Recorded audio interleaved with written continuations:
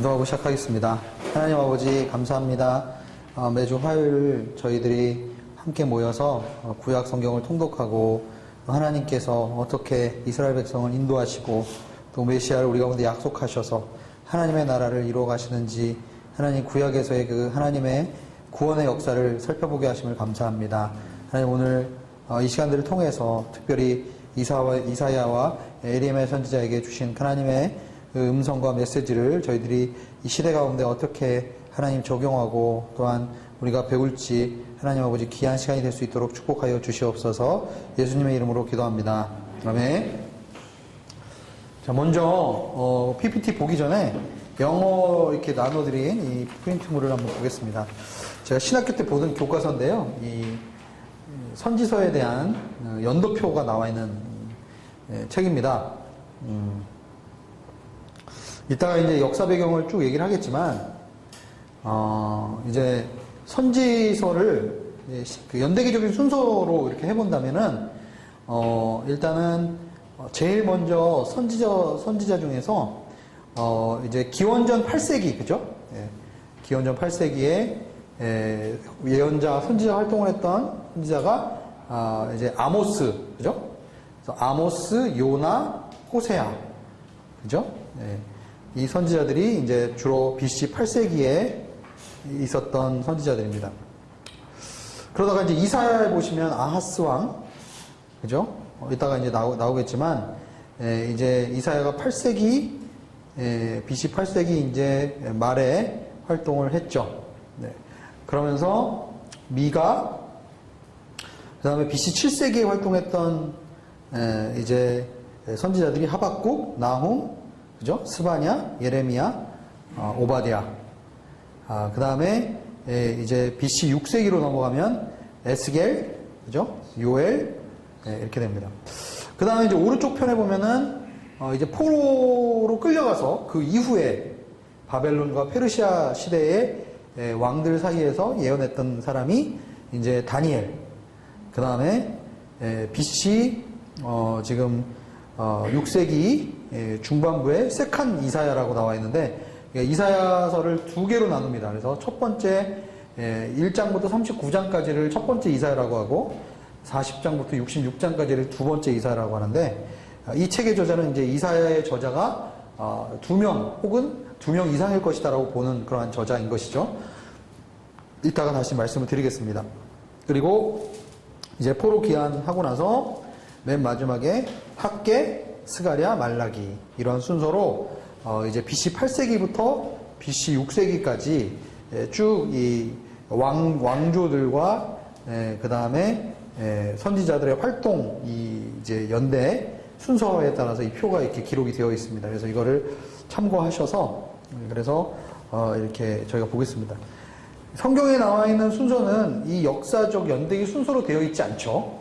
이사야, 에레미야, 에스겔, 다니엘, 호세아 이렇게 연대기랑 상관없이 이제 배열이 되어 있기 때문에 연대기적으로 선지자들의 활동 시기를 한번 살펴보는 것도 도움이 되기 때문에 여러분들과 함께 한번 살펴봤습니다. 이거는 여러분들이 참고로 가지시면 될 것 같습니다. 왕들의 이름도 나와 있고, 그래서 정리가 되어 있어서 제가 여러분들에게 복사를 해서 나눠드렸습니다.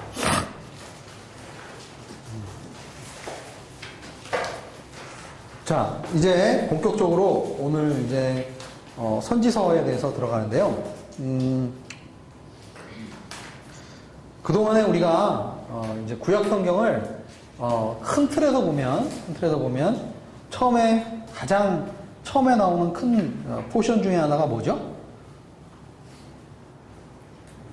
창세기, 출애굽기, 레위기, 민수기, 신명기. 예, 그걸 뭐라고 그러죠? 모세오경. 예, 모세오경이 하나의 큰 파트를 이루고 있습니다. 그 다음에 저희가 공부했던 파트가 뭐죠? 역사서죠. 역사서. 예, 여호수아, 그 다음에 사사기, 룻기, 열왕기, 사무엘상하, 예, 열왕기상하, 역대상하. 예, 그래서 역사적인 책이다. 그래서 역사서라고 얘기합니다. 그 다음에 지난 시간에 이일평 목사님께서 강의 잘 하셨다고 들었는데, 그 다음에 뭐죠? 욥기, 시편, 잠언, 전도, 아가, 시가서, 하죠. 시가서 혹은 지혜 문학 뭐 이렇게 이야기하기도 하고요. 그 다음에 이제 오늘부터 저희들이 성경의 마지막 파트라고 할 수 있는 선지서를 이제 공부를 합니다. 중동 지역에는 각 나라별로 선지자들에 대한 기록이 많이 있습니다. 이를테면 모든 문화의 종교들에는 자신들이 믿는 신의 뜻을 전달하는 대변인 역할을 하는 사제나 예언자들이 있었다. 그래서 메소포타미아를 보면은 주술이나 정치는 의식으로 신의 뜻을 분별했습니다. 특별히 동물의 장기를 꺼내서 그것을 가지고 주술을 하고요. 그 다음에 메소포타미아의 선지자들의 기록에 보면은 이 주술사들이, 이 선지자들이, 예언자들이 이 예언을 하면서 이 영적인 이 흥분 상태, 신접한 상태에서 이제 우리나라도 그렇잖아요. 이 미알이나 이런 데 가다 보면 막 무당들이, 그죠? 신내림 받아갖고, 그죠? 그러다가 딱 결정할 때 뭐 부채를 하기도 하고, 뭐 쌀을 던지기도 하고, 뭐 해서 이제 신의 뜻을 분별을 하는 것처럼 메소포타미아에 있는 이 예언자들도 그런 일들이 있었다라는 것입니다. 이집트의 기록을 보면은 이집트는 훨씬 더 현인, 지혜자에 대한 기록이 많습니다. 그런데 메소포타미아도 그렇고 이집트도 그렇고 공통적으로 어떠한 있냐면 이 이스라엘의 예언서와 근본적으로 다른 것은 이 예언자들의 이 예언의 이 기록이 굉장히 이스라엘의 이 예언자들은 역사적인 사실에 기반을 두고 굉장히 길게 예언한 것들을 문서로 기록되어 있다는 그런 특징이 있죠. 그런데 메소포타미아나 이집트의 예언자들은 아주 그 예언의 기록들이 짧아요. 짧고 순간순간 이렇게 우리가 마치 미알이나 이런 데서 점괘 나오는 것처럼 그런 점괘나 그런 어떤 신탁의 내용들이 간략하게 기록이 되어 있지 어떤 주제를 가지고 어떤 스토리를 가지고 어떤 그러한 역사의 배경을 가지고 쭉 이렇게 문학으로 형성되어서 나오는 책들은 거의 찾아보기가 어렵습니다. 이스라엘 백성이 초기에 정착했던 가나안 지역에 이제 이 고고학적인 증거는 없습니다. 이 예언자들이나 선지자들이 가나안 지역에서 활동했던 예언자들이나 선지자들의 고고학적인 발견이 없는데, 그런데 우리는 구약 성경을 통해서 신명기를 통해서 보면은 당시의 가나안 족속들이나 민족들이 이러한 주술이나 예언이나 이런 것들을 했다라는 기록들을 우리가 찾을 수가 있기 때문에 그러한 중동 지역의 대부분의 문화권에는 신의 뜻을 분별하기 위한 이런 예언자들이나 신접한 사람들 혹은 현인들 이런 사람들이 있었다라는 것을 우리가 알 수가 있습니다. 자, 그러면 고대 근동의 주술, 점, 예언자와 성경에 나오는 예언자들과 다른 점이 무엇이냐? 첫 번째는 윤리적인 면입니다. 대부분 다른 지역에 있는 예언자들은 하나님의 뜻만을 전달하고 부도덕하면서 문란하는 행동도 서슴지 않았다. 작년에 저희가 터키에 성지순례를 다녀왔죠. 거기 보면은 이 산당과 같은 이러한 이 하이플레이스라고 얘기하죠. 높은 곳에 가면은 이제 신전이 있고 그리고 남자와 여자를 상징하는 그러한 이제 물건들이 있습니다. 그러면서 거기다가 제사를 드린다는 건 어떻게 보면은 그러한 풍요를 가져오게 하는 그러한 신들에게 제사를 드리면서 사제들이 그 제사를 드리는 현장 가운데서 음란한 행동을 하고 이러한 일들이 있죠. 그래서 이 고대 근동에 나오는 선지자들의 활동이나 이런 내용들을 보면은 이러한 윤리적인 면이 결여되어 있는 부분들이 많이 있습니다. 두 번째는 경전이 있는가? 대부분의 아까 말씀드린 것처럼 주술, 점, 예언을 책으로 기록해서 후대의 기록으로 이렇게 많은 양의 내용들을 기록으로 남기지 않습니다.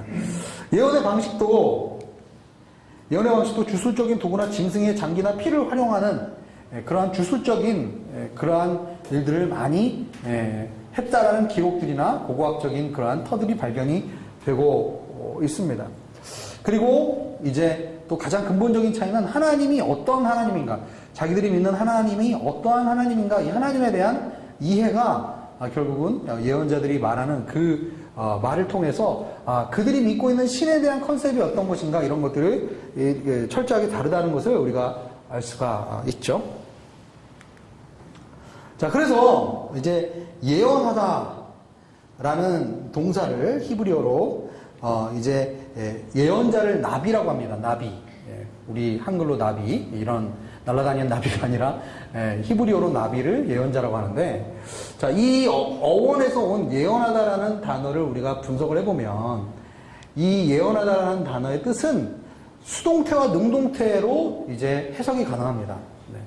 그래서 수동태 형태로는 부르심을 받다라는 표현으로 우리가 해석할 수 있고, 능동태의 경우에는 선포하다라는 뜻으로 해석이 가능합니다.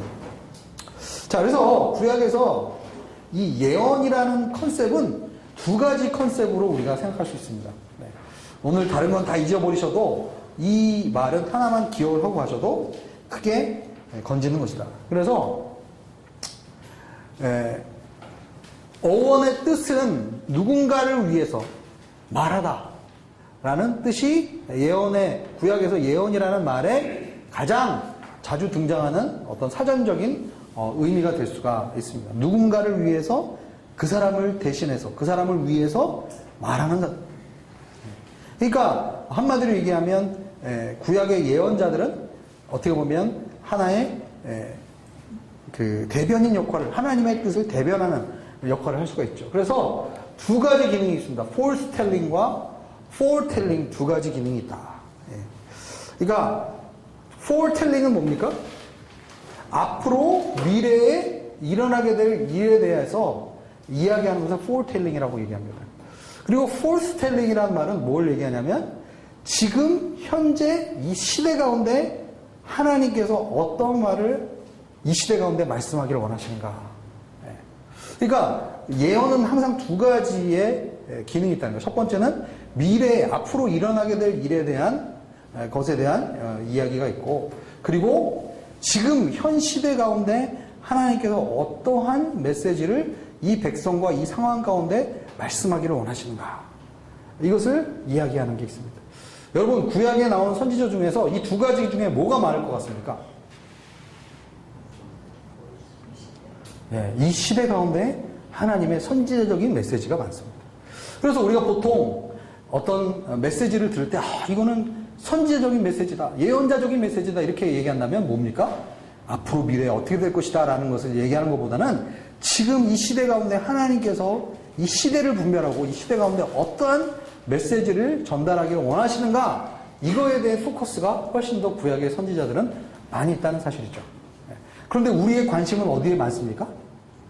미래에 어떻게 될 것인가, 이거에 대한 관심이 사실은 더 많죠. 그러나 구약에서 선지자들은 대체적으로, 특히 예레미야 같은 경우는 엄청나게, 그죠? 많은 당시의 종교 지도자들이나 거짓 예언자들과 상당히 많은 갈등을 이제 갖는 것을 보게 됩니다. 자, 황홀경에 빠져서 이상한 행동을 하는 경우들이 있습니다. 이것들을 우리가 어떻게 바라봐야 하는가? 성경에도 그 무당들이나 신접한 사람들 같은 경우도 이러한 영적인 황홀경 가운데서 이제 말을 이렇게 하는 그러한 경우들이 있죠. 아까 제가 메소포타미아 예언에 대해서도 얘기하면서 그런 얘기를 했죠. 그런데 성경에도 보면은 이제 재밌는 예언서들을 읽어보면 재밌는 얘기가 많습니다. 이사야도 그렇고 에스겔도 그렇고 회개망측한 짓들을 하죠. 그리고 사울 같은 경우도, 그죠? 성령을 받아서 사울도 예언하냐? 뭐 이렇게 그런 얘기가 있습니다. 그리고 혼자서 예언하는 게 아니라 집단적으로 같이 집단적으로 이렇게 예언을 하는 그러한 모습들이 나옵니다. 그래서 이 사울에 관련돼서는 어떻게 얘기할 수 있느냐? 하나님께서 사울을 통해서 이렇게 예언의 영적인 어떤 그런 현상들을 허락하신 이유는 사울을 통해서 그 사울이 회개하고 어떻게 보면 자신의 잘못을 뉘우치고 주님께로 돌아오기 위해서 자기의 모든 그런 것들을 내려놓고 이제 자신의 틀을 깨고 나올 수 있는 그러한 하나님의 메시지가 아니겠는가 라고 해석하는 학자들도 있습니다. 그러니까 반드시 모든 그 영적인 현상 가운데 그것을 의미를 부여할 수 있는 것은 아니지만, 그러나 하나님께서 특정한 상황과 특정한 이러한 시츄에이션에서는 그러한 영적인 어떤 현상들을 허락하시는 경우들이 있다라는 거예요. 그러나 대체적으로 구약에서의 선지자들의 예언을 통해서 보면은 이런 황홀경 가운데서 막 말을 막 주저리 얘기하는 것보다는 굉장히 역사의 상황과 하나님의 이제 계속 나오겠지만 하나님의 언약의 기초에서 그 의미를 새롭게 이해하고 또한 그것에 대해서 어떻게 앞으로 하나님께서 하실 것인가에 대한 그러한 내용으로 얘기하는 부분이 많습니다. 그래서 대체적으로 예언자들이 예언할 때는 이러한 고대 메소포타미아의 그런 어떤 신접한 사람들과는 달리 하나님께서는 그런 하나님의 인격, 만남을 통해서 결국 하나님의 메시지들을 예언자들을 통해서 증거해 주신 경우가 더 많았다. 자, 그러면 성경에서 최초로 예언자에 대해서 나와 있는 것은 어딘가? 창세기에 나와 있습니다. 창세기 몇 장에 나와 있죠? 20장을 한번 볼까요? 창세기 20장.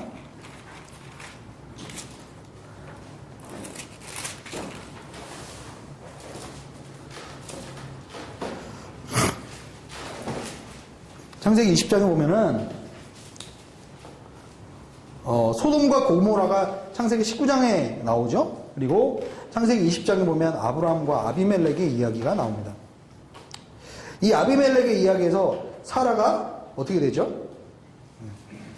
그녀는 내 여동생, 그죠? 네. 그래서 아브라함이 자신의 아내인 사례를 이제 사라를 다시 여동생이라고 속입니다. 그래서 아비멜렉이 그녀를 범할 뻔하죠.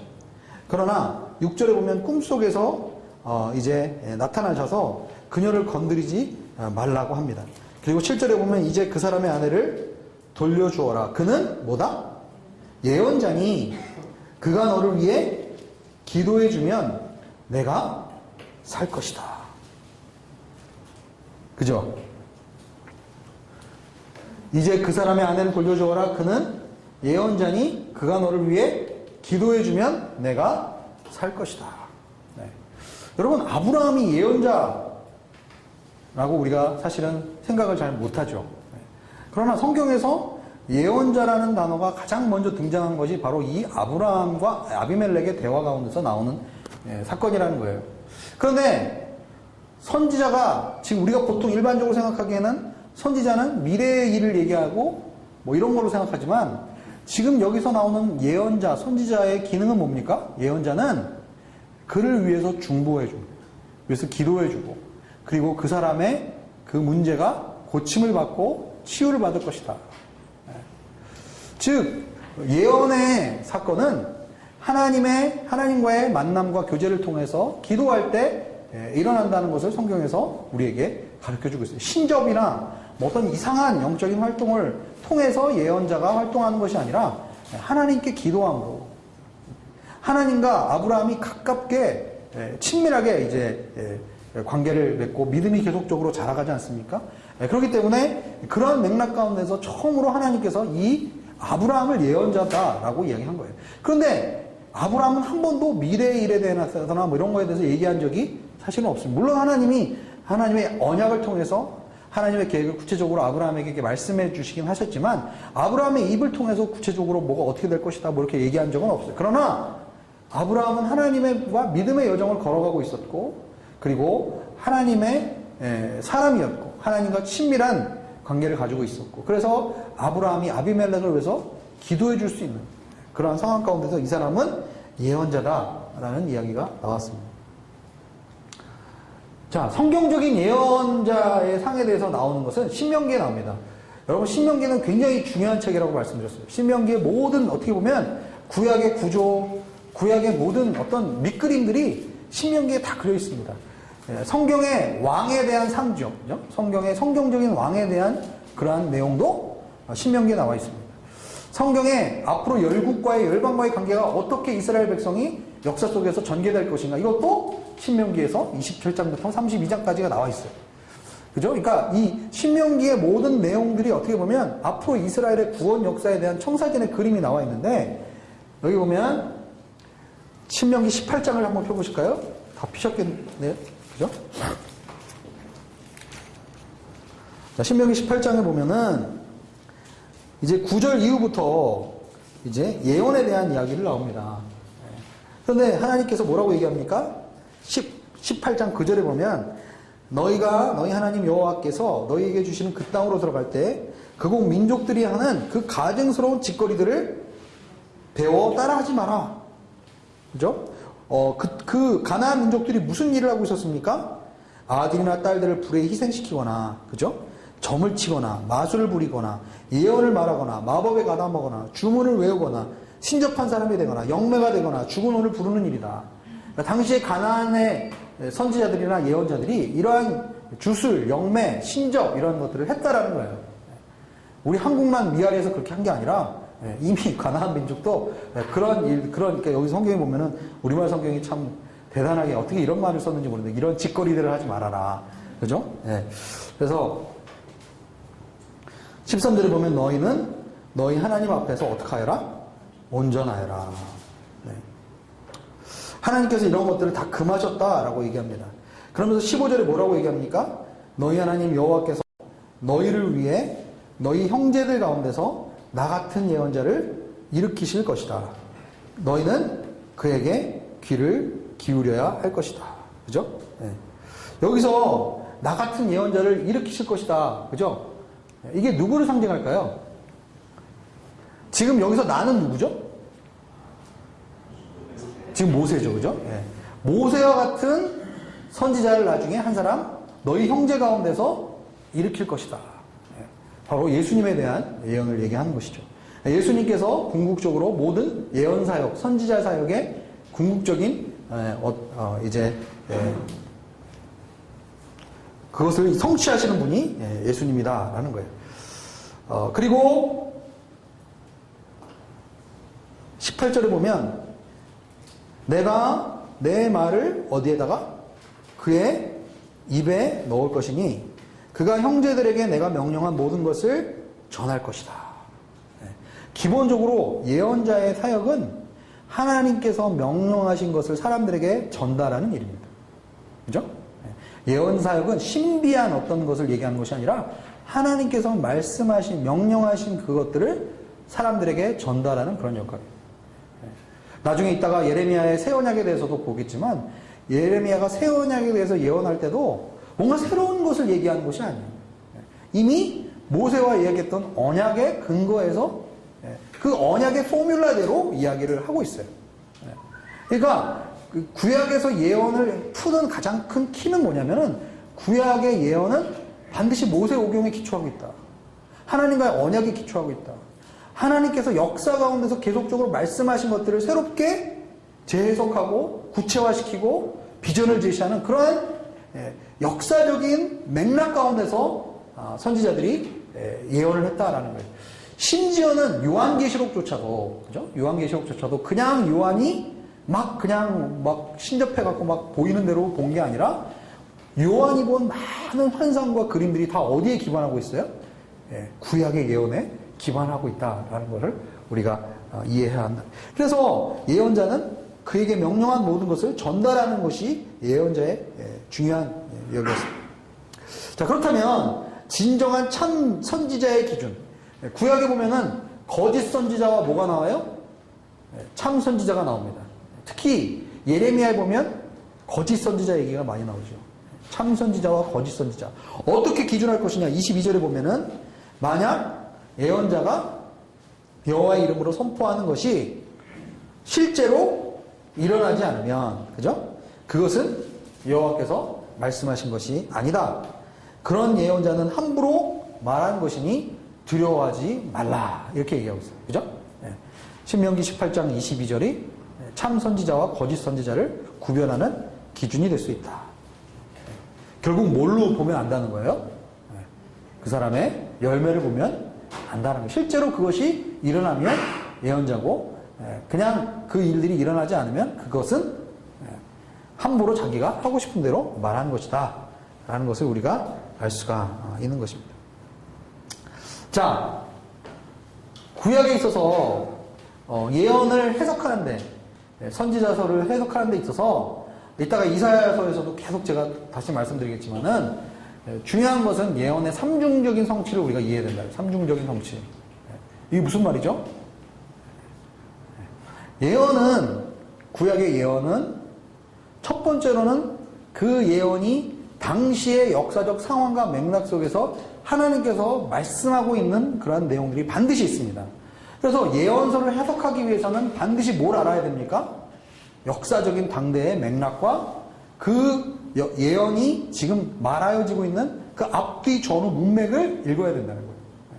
그러니까 예언서도 하나의 예언을 풀려고 할 때는 영은 영으로 푸는, 물론 영은 영으로 풀어야 되겠지만 중요한 것은 역사적인 맥락과 당시의 배경과 이러한 상황과 그리고 앞뒤 전후 문맥을 통해서 이 예언이 당시에 어떤 맥락 가운데서 말씀하여지고 있는가를 먼저 살펴보아야 합니다. 두 번째, 그리고 이사야나 예레미야에 나오는 예언들이 특별히 누구를 이야기하고 있는 경우가 많습니까? 메시아에 대해서, 특별히 이사야 같은 경우는 하나님의 종, 그죠? 이게 가장 중요한 컨셉 중에 하나잖아요. 이 종이 누굽니까? 메시아예요. 그래서 이 시대뿐만 아니라 예수 그리스도의 예수 그리스도의 초림을 통해서 예수 그리스도에게 이 땅에 오신 것을 통해서 결국은 나타나는 그 메시아에 대한 예언이 또한 나타나 있다. 그래서 이사야서의 많은 내용들을 신약의 복음서의 저자들이 인용하고 있죠. 그리고 그 구약의 예언의 성취가 예수 그리스도를 통해서 나타났다는 것을 우리가 알 수가 있습니다. 마지막으로 예수 그리스도의 재림을 통해서 완성되어지는 것이 있다는 거예요. 마지막 때에 예수님께서 다시 오시고 이 땅이 온전히 회복되어지는 그때가 반드시 온다. 그래서 지난번에 우리가 에스겔서를 큐티할 때도, 에스겔서 40장에서 48장 큐티할 때도 우리가 그런 얘기를 했죠. 하나님께서 에스겔서 40에서 48장에 나오는 성전을 구체적으로 사이즈를 주시고 엄청난 규모의 성전을 우리에게 허락하셨는데 그것이 당대의 그 사람들에게 어떻게 말씀될 수 있느냐. 결국은 포로 상태에서 다시 돌아가서 성전을 재건할 수 있는 용기와 어떤 힘을 주는 역할을 합니다. 그리고 그 성전이 결국은 성전 대신 예수 그리스도를 통해서 3일 만에 이 성전을 헐고 내가 새로운 성전을 짓겠다라는 예수님의 그 예언, 초림 때의 예언과 또 관련이 있습니다. 예수 그리스도께서 우리의 성전이 되신다라는 것을 우리에게 가르쳐 주신 거죠. 그러나 마지막 때가 됐을 때 예수 그리스도께서 이제 재림하시고 새하늘과 새 땅이 열렸을 때 이제 새 예루살렘이 임하면서 엄청난 규모의 사이즈의 새 예루살렘의 사이즈를 보여줍니다. 그러면서 그곳에서 에스겔서에서 얘기했던 그 놀라운 규모의 그 성전이 바로 이것을 통해서 완벽하게 성취가 되어지는구나. 이러한 부분들을 우리에게 또한 가르쳐 주신다는 거예요. 그래서 항상 구약에 나와 있는 예언들은 이 세 가지 관점에서 한번 해석을 해볼 필요가 있다라는 거예요. 이따가 다시 그거를 지금은 이제 제가 설명을 잘 이제 조금 좀 갸우뚱하실 수도 있는데 제가 다시 한번 이사야서를 해석하면서 다시 한번 말씀을 드리도록 하겠습니다. 신약에도 예언에 대한 얘기가 나옵니다. 물론 우리가 구약에 대한 얘기이기 때문에 구약에 대한 얘기만 하면 좋겠지만 신약에 대한 부분도 약간 우리가 언급을 하고 가면 좋을 것 같아서 제가 말씀을 드립니다. 신약에서는 예언의 은사와 성경에 기록된 예언의 말씀, 이것이 같이 나와 있지 않고 분리되어서 나오는 경우가 있습니다. 왜 제가 이 말씀을 드리냐면, 그죠? 우리 가운데서 이렇게 얘기하시는 분이 있어요. 성경의 예언의 말씀은, 그죠? 예언을, 지금 구약에 있는 예언도 선지자들이, 예언자들이 예언을 해서 그것을 경전에 기록해서 이제 그 경전에 기록한 것들이 다 끝났기 때문에 그래서 더 이상 이 시대 가운데는 예언의 은사가 없다. 이렇게 얘기하는 사람이 있어요. 다시 한번. 성경의 말씀, 예언의 말씀이 구약과 신약에서 성경으로, 정경으로 다 끝나고 기록을 했기 때문에 더 이상 예언의 은사는 없다. 더 이상 방언의 역사도 없다. 사도행전에 그때 나왔던 역사로 끝났다. 성령의 은사나 나타남도 당시에 신약 시대, 교회 시대 때, 초대교회 시대 때 있었던 역사고, 그리고 끝났다. 라고 믿는 사람들이 있습니다. 여러분 어떻게 생각하십니까? 달라스 신학교에 들어가려면 그 사인을 하고 들어가야 돼요. 끝났다. 사인하고 들어가야 돼요. 네. 그죠? 네. 아니, 달라스 신학교처럼 그렇게 좋은 신학교가 그런 걸 사인을 시키고 들어간다니까. 네. 그래서, 나 같은 사람 못 들어가겠구나. 그런 생각을 했어요.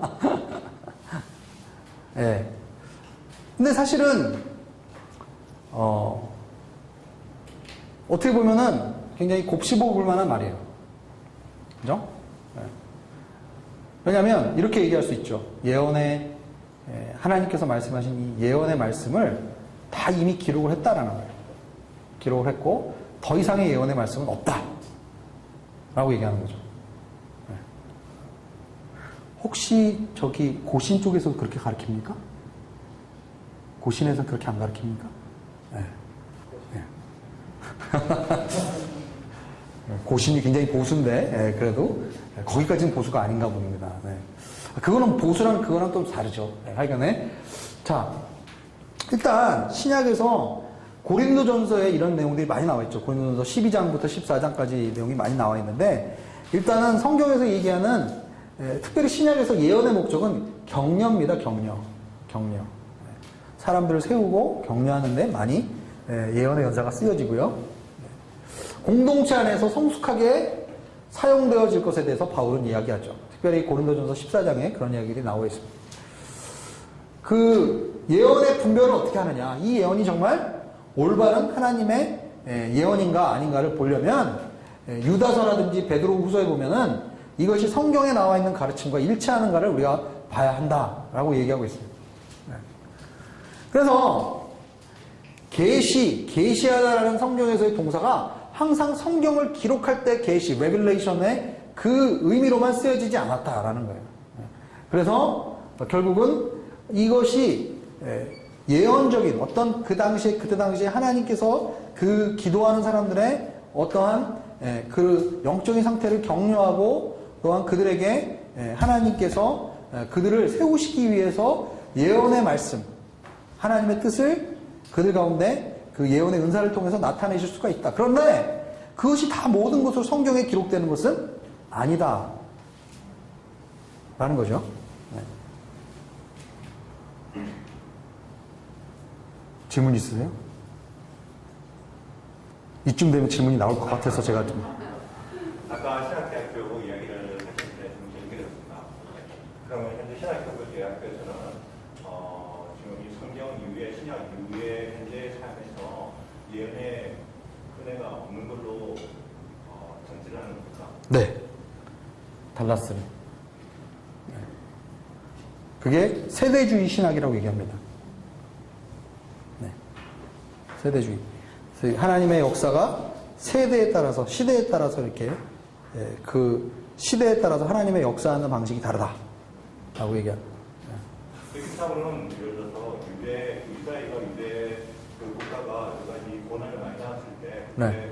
이런 예언서들이 많이 나온 것으로 봐서 우리 그런 예수님 이후의 시대로 예를 들어서 그 각각 그 종교적인 문제라든가 그리고 이런 많은 사람들의 죽음이라든가 대비적으로 세계 대립이나 같은 세계적 혼란 끼기에 충분히 예언이 나올 수 있을 만한 시기인데도 그 이후에는 모든 것은 다 예언으로 치고 나가는 것입니다.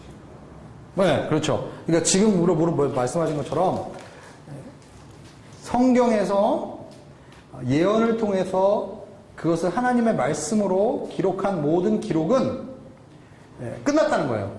그죠? 계시록에 이것에서 하나도 더하고 그죠? 추가하면은 그죠? 저주를 받을 것이다. 그러니까 하나님의 성경의 말씀으로 66권의 성경의 말씀으로 기록된 모든 이 캐논의 과정은 끝났다. 네? 네. 그런데 여기서 말하는 이것의 계시, 레벨레이션의 하나님의 뜻을 정경화해서 기록되어 있는 그 기록은 그때 초대교회로 인해서 끝났지만, 그죠? 거기다가 경전을 추가하기 시작하면 우리는 이제 몰몬도 추가하고, 뭐, 그죠?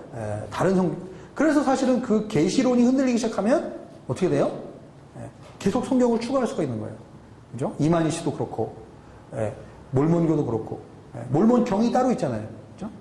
왜냐하면 아까 말씀하신 것처럼 예언을 받아서 내가 그거를 기록으로 남기고 싶은 그런 욕망이 있기 때문에. 그런데 그렇기 때문에 미국의 보수 교단들이 철저하게 그걸 막는 거예요. 예, 모든 것 예언은 끝났다 이렇게 얘기를 하는 거죠. 왜냐하면 속 시끄러우니까 계속 그런 거 뭐 이건 안 돼요, 저건 안 돼요, 뭐 이렇게 나오니까 그렇죠. 그래서 사실은 굉장히 그런 것에 대해서 엄격하게 제한하는 그러한 게 있다라는 거예요. 예, 그런데 여기서 보면은 이 고린도전서 12장에서 14장에 나오는 예언에 대해서 그것을 잘 사용하고 분별하고 조심해서 교회 가운데 써라 라는 그런 맥락에서 우리가 살펴보면은 당시의 예배 가운데서 어떤 경전에 나와 있는 어떤 신학적인 어떤 메시지, 하나님의 구원의 구속사의 메시지를 이야기하는 그러한 예언이 아니라 하나님의 사람들을 격려하고 세우기 위해서 하나님께서 예배 가운데 방언의 은사도 주시고 통역의 은사도 주시고 그리고 예언의 은사도 우리에게 주셨다. 그래서 그 기본적으로 예언은 뭐라고 했어요? 아까 제가 아까 노스트라다무스 전쟁이 어떻게 될 것이다 48년에 어떻게 그게 아니라 하나님의 뜻을 하나님의 말씀을 전달하는 것이 예언이라고 그랬어요. 그래서 말로 알아듣는 그 예언의 말씀을 전하는 것이 못 알아듣는 말 100만 만마디 하는 방언보다 훨씬 낫다 이렇게 얘기를 한 거죠. 그죠? 하나님의 뜻을 전달하는 것이 예언의 말씀이다. 그런데 성경의 충분성이 하나님이 계시록을 통해서 이미 앞으로 세상이 어떻게 될 것이고 어떠한 일로 인해서 이 세상이 마감될 것이고 예수 그리스도께서 언제 재림하실 것이고 이러한 것에 대한 기록들을 다 계시록에 통해서 66권을 통해서 충분하게 말씀하셨기 때문에 더 이상 이제 그 계시를 추가할 필요가 없다라고 이야기를 하는 것이죠.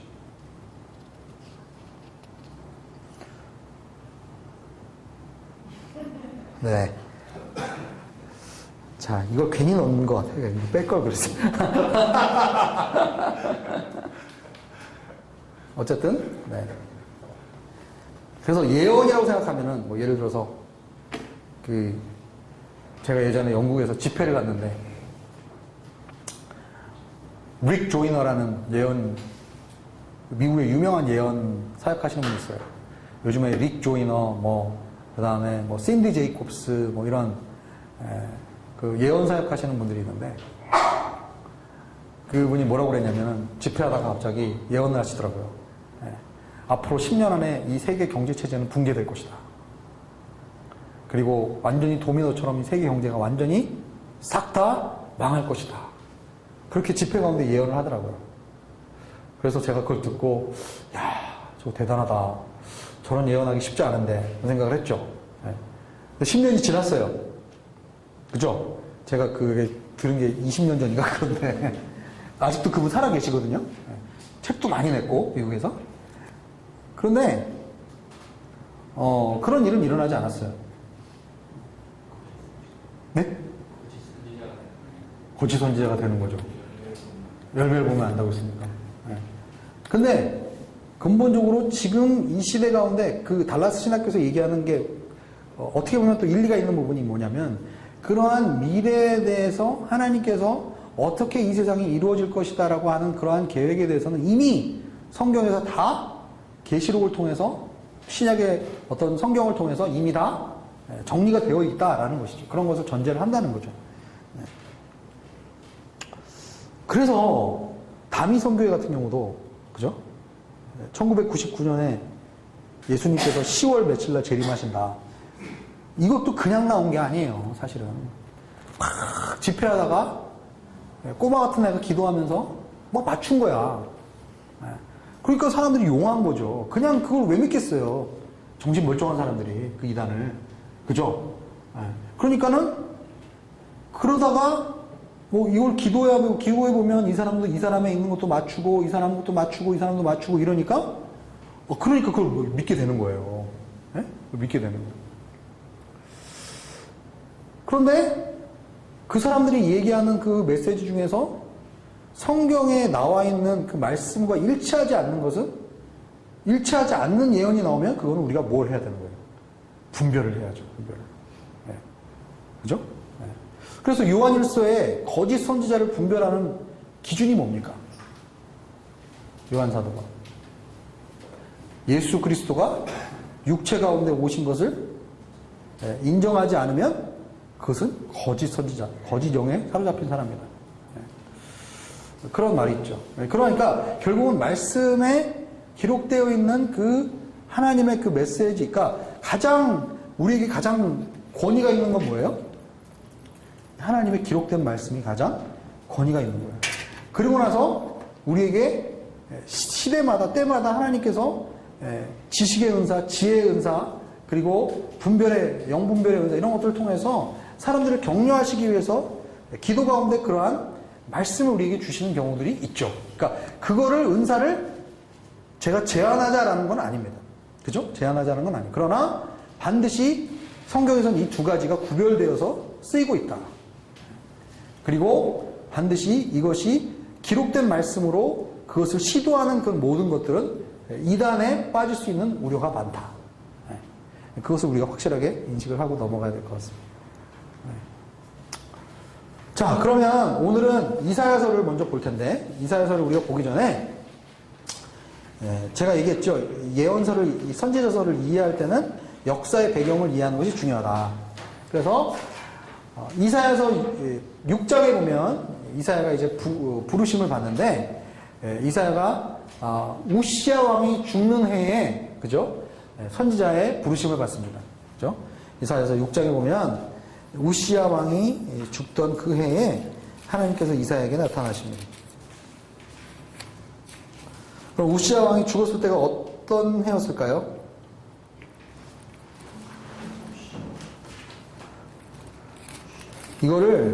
어떤 목사님은 이거를 어떤 식으로 비유했냐면 케네디 대통령이 암살당하던 그 해, 뭐 이렇게 비슷하게 이렇게 비유를 해서 설명하는 경우도 있어요. 그러니까 당시에 우시야 왕이 이스라엘에서도 굉장히 강성한 이 유대를 이어가던 그러한 왕이었다라는 거예요. 그때가 BC 740년이었어요. 그런데 745년, 즉 우시야 왕이 죽기 5년 전에, 그죠? 우시야 왕이 죽기 5년 전에 이미 디글랏빌렛의 3세가 아수르 역사 전면에 나서고 있었습니다. 역사의 전면에 나서고 있었습니다. 제가 첫 시간 때 이야기했죠. 이스라엘과 유다가 왕성한 절정을 이루고 있을 때, 여로보암, 북이스라엘 같은 경우는 여로보암 2세 같은 경우에, 그때는 어떤 시기였는가? 주변의 강대국들이 약화되어서 세력 균형을 이루고 있어서 한민족이 치고 나오지 않는 거예요. 그때 이스라엘과 유대가 강성한 대국을 이루고 있었어요. 그게 바로 우시야 왕이 죽을 때가 바로 그때였다는 거죠. 그러면서 이제 점점 이 시대가 어떤 시대로 들어가고 있다? 혼탁한 시대로 들어가고 있다라는 것을 우리가 알 수가 있습니다. 자, 그래서 북이스라엘과 시리아 연합군이 남유다를 공격합니다. 이들은 함께 힘을 합해서 이제 아수르를 저항하고자 하는 연합을 만들었어요. 그것이 734년의 일입니다. 그래서 이것이 다른 국가들이 함께 아수르를 저항하자고 했는데 당시에 유다의 아하스 왕은 그것을 거절합니다. 그죠? 그리고 하나님을 의지하지 않고 아수르의 도움을 요청합니다. 이게 어디에 나오죠? 이사야서 7장에 나오는 스토리죠. 그죠? 7장에 나옵니다. 아수르가 이제 이 이스라엘 왕과 이 시리아 왕이 연합해서 이제 유다를 공격을 하려고 합니다. 그때 이사야는 두려워하지 말고 누구를 의지하라? 하나님을 의지하라. 그래서 그것을 주님께서 표적을 보여주실 텐데, 보라, 처녀가 잉태하여 아들을 낳으리니 그 이름을 임마누엘이라 하라. 그 배경이 바로 이때 이 역사적 배경에 나오는 얘기라는 거죠. 당시에 결국은 북이스라엘은 영토의 대부분을 뺏깁니다. 아수르에게 대부분의 영토를 뺏겨요. 사마리아 지역만 놔두고 나머지는 다 뺏깁니다. 당시의 전쟁을 통해서. 아수르가 개입을 하면서 아수르가 완전히 확 밀어버리죠. 그리고 유다도 결국은 그 사건을 계기로 해서 조음을 바치는 그러한 신세로 이제 전락하게 됩니다. 그리고 나서 북이스라엘이 BC 722년에 멸망을 하게 됩니다. 살만에셀 2세에게 애굽을 등에 업고 반항한 호세아 왕은 결국 사마리아도 빼앗기게 됩니다. 즉 이제 애굽의 힘을 얻어서 이제 잠깐 저항하려고 했었어요. 살만에셀 2세가 왕에 즉위하면서 이러면서 이제 반항하는 그러한 움직임들이 또 있었어요. 그런데 결국은 철저하게 이 호세아 왕이 북이스라엘의 가장 마지막 왕이 누구죠? 호세아 왕입니다. 호세아 왕이 결국은 사마리아도 빼앗기면서 완전히 멸망하게 됩니다. 계속 아시리아에 대해서 반역하는 그러한 움직임들이 또 일어납니다. BC 712년에 보면은 이사야 20장에 보면은 히스기야가 나오는데 히스기야가 처음에는 이 반아수르 혁명에 가담하려고 했으나 이사야의 권유로 계속 장기적으로 가담하지는 않습니다. 그런데 이런 것들을 계기로 해서 BC 701년에 아수르가 이제 침공을 하죠. 그래서 사르곤 2세가 BC 705년에 죽으면서 다시 작은 나라들이 연합하여 아수르의 멍에서 벗어나려는 시도를 합니다. 그리고 이제 그 사르곤 2세 이후에 사네립이라는 왕이 이제 일어나게 됩니다. 그런데 당시에 사람들이 생각하기에 사네립이 별로 이전에 이 디글랏빌레셋 왕처럼 그렇게 용맹한 용사가 아닐 것이라는 그러한 잘못된 생각을 하죠. 그래서 반역을 더욱더 활발하게 일으킵니다. 그러나 그래서 이 히스기야도 결국은 이러한 움직임에 같이 동참하지만은 그러나 결국은 사네립이 BC 702년에서 701년에 이 지역에 도착하면서 결국은 서부에 있는 모든 나라들의 반역을 무차별하게 정벌하는 사건이 나오죠. 그때 뭐만 멸망하지 않고 남습니까? 히스기야의 유대만 멸망하지 않고 남습니다. 제가 예전에 얘기했죠. 그때 역사의 기록에 아수르의 역사의 기록에는 남지 않았다. 왜? 대국은 자신들의 패전의 역사를 기록하지 않는다. 자기의 승전의 역사만 기록하는 경향이 있다.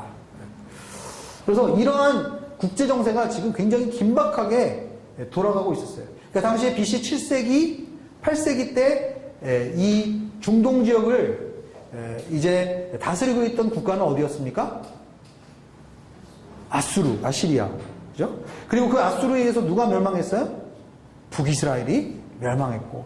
그리고 그 풍전등화 같은 상황 속에서 결국은 누구만 남은 거예요? 히스기야 왕만이 남은 거죠. 그래서 그 히스기야 왕에게 격려하고 히스기야 왕에게 힘을 북돋아주던 당시의 선지자가 누구인가? 이사야 선지자라는 것이죠. 자.